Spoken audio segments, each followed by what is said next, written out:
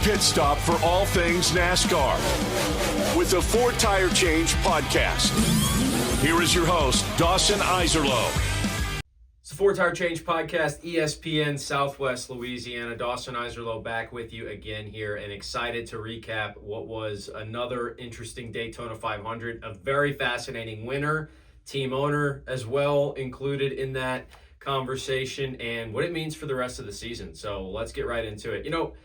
Going into this 500, I think one of the things that I was excited for, aside from all the pageantry and everything that is the regular Daytona 500, it's just a new season where NASCAR has kind of clearly made a statement that they want to go back to some of the ways that they've been in the past. And one clear indicator of that is the point system changing, and we've discussed that a little bit. It's certainly going to be different.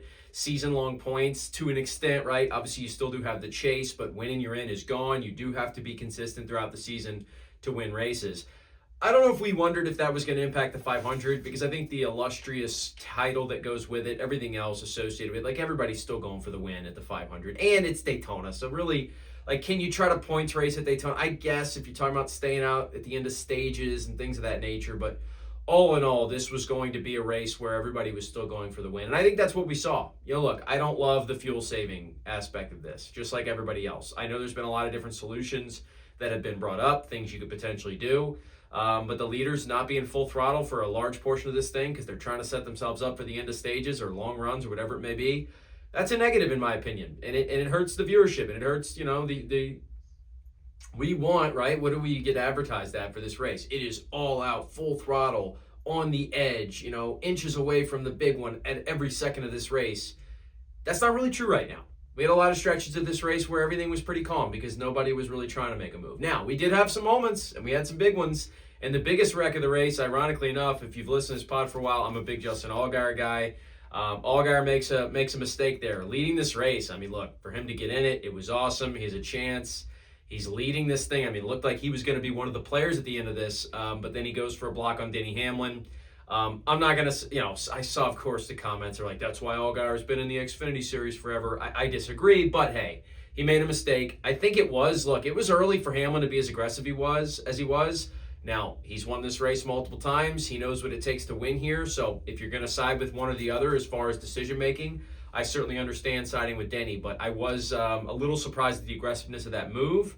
It definitely was a miscalculation by Allgaier and his team, though. It ends up taking him out of this race, taking a few other drivers as well, and putting damage on a lot of the cars in addition. Down the stretch of this thing, man, the way that these runs happened, and then on the last lap, here's another thing that NASCAR did. Well, first of all, changing the start time, moving it up an hour to make sure they could get this thing in ahead of the rain. That's another good decision by NASCAR that I think they have clearly been against doing in the past. They did it this time, and it worked out perfectly. The rain came late. It was okay early, and they ended up getting this whole thing in. But down the stretch of this thing, leaving it green on the last lap, that's another one. And I know they've got to walk a fine line because if somebody could potentially be hurt, we've had tragedies happen at Daytona in the past. You've got to get all medical care and anything possible out to those drivers if somebody's in danger. But NASCAR does have a pretty good idea of how these things look. And so if they see a crash and they understand that, yeah, there may have been some hits taken, but nobody should be in any serious danger, let's go ahead and let this race finish under green. That's what the fans want to see. That's what the drivers want, and they did it. And then you get this incredible finish where it looks like all of a sudden it looks like Stenhouse is going to win it, and then here comes Chase Elliott. And I think we were all thinking it on the back straightaway. Chase Elliott's going to win the Daytona 500. It's going to be his first ever. What a win. What a moment. And then it wasn't him, because here comes Tyler Reddick. Really good maneuvers. We talk about sometimes Daytona, the balance between luck and skill, and both come into play. But I thought Reddick played that perfectly. And certainly he got a little bit of a break as far as who went with who and people not pushing Elliott or whatever it might be. But to get around him and not wreck themselves either, that was tremendous. Then you get the cars that wreck behind the race. Everybody kind of crosses from second to seventh in a cluster of spinning and wrecking and everything else. But Tyler Reddick gets it done, and I thought well-deserved. He's a guy who's not been great at these places in the past. It was a bad season. By his own standards last year, I think it was a bad season for Tyler Reddick. And so to get off the bat with a Daytona 500 win, it's incredible stuff.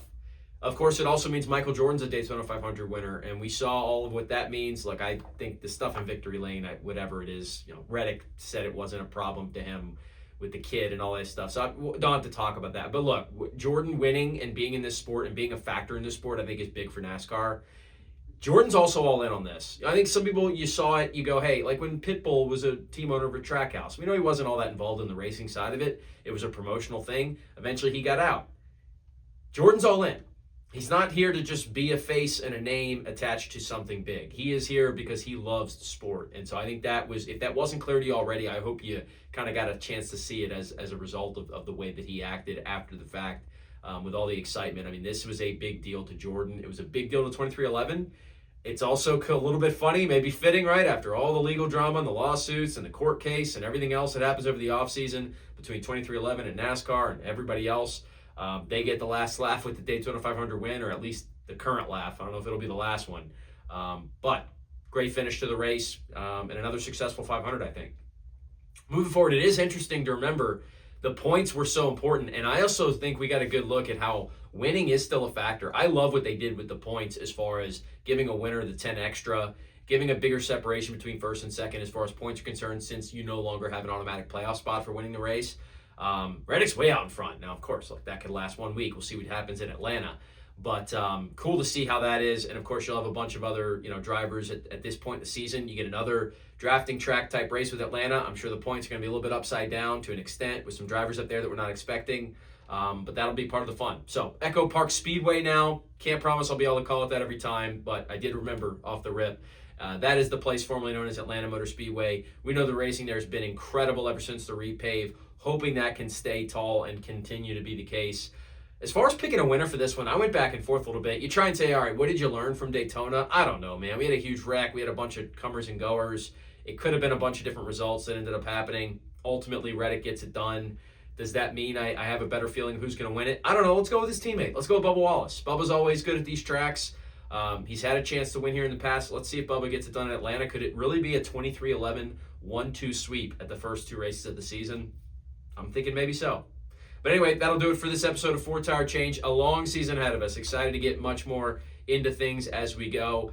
And we'll keep rolling along. So subscribe if you're new. Give a like to the video if you enjoyed it. Quick recaps here of all the NASCAR Cup Series races throughout the season. Dawson Iserlow bringing it to you every week here on the show. Four Tire Change, ESPN Southwest Louisiana. Check us out next week.